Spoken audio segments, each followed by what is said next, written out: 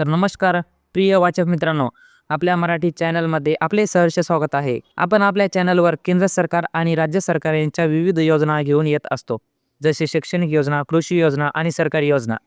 आमचा प्रामाणिक प्रयत्न असतो की प्रत्येक लाभार्थ्यापर्यंत योजना ह्या पोहोचल्या पाहिजेत, कोणीही आपल्या हक्कापासून वंचित राहता कामा नये। आज आपण अशाच एक महत्त्वपूर्ण योजनांपैकी एक योजना म्हणजे मोदी आवास योजना, घरकुल योजना बद्दल जाणून घेण्याचा प्रयत्न करणार आहोत। या योजनेसाठी कोणती कागदपत्रे लागतील, या योजनेसाठी पात्रता काय, त्याची सविस्तर माहिती आपण या लेखमधून जाणणार आहोत, म्हणून व्हिडिओला शेवटपर्यंत पहा। आणि मित्रांनो, जर तुम्हाला काही प्रश्न असतील तर मला तुम्ही कमेंट करून नक्की सांगा। आणि जर तुम्हाला हा व्हिडिओ आवडला तर व्हिडिओला एक लाईक आणि चॅनलला सबस्क्राईब करायला तर अजिबात विसरू नका। मित्रांनो, अन्न, वस्त्र आणि निवारा या आपल्या मूलभूत गरजा आहेत। यासाठी सर्वांची धावपळ असते।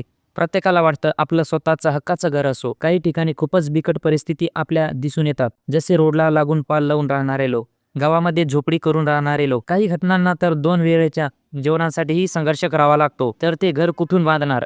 यासाठी केंद्र सरकार आणि राज्य सरकार अशा दुर्बल घटक, गरीब, कच्च्या घरात, व्यवसायात, वास्तव्यास आणि बेघर घटकासाठी योजना घेऊन येत असते। सर्वांसाठी घरे हे राज्य शासनाचे धोरण आहे। 2024 पर्यंत सर्वांना हक्काचे घर मिळाले पाहिजे।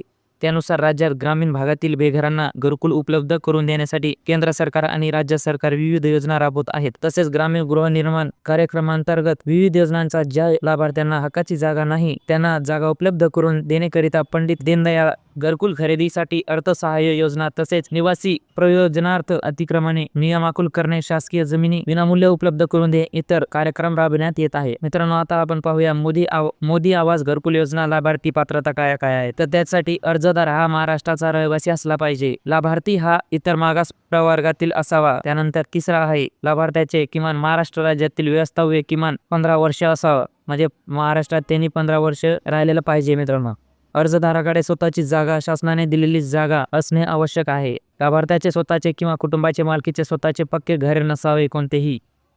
अर्जदाराने यापूर्वी शासनाच्या कोणत्याही गृह योजनेचा लाभ घेतलेला नसावा। तर या व्हिडिओमध्ये एवढंच। तर भेटूया दुसऱ्या व्हिडिओमध्ये। तोपर्यंत जय हिंद।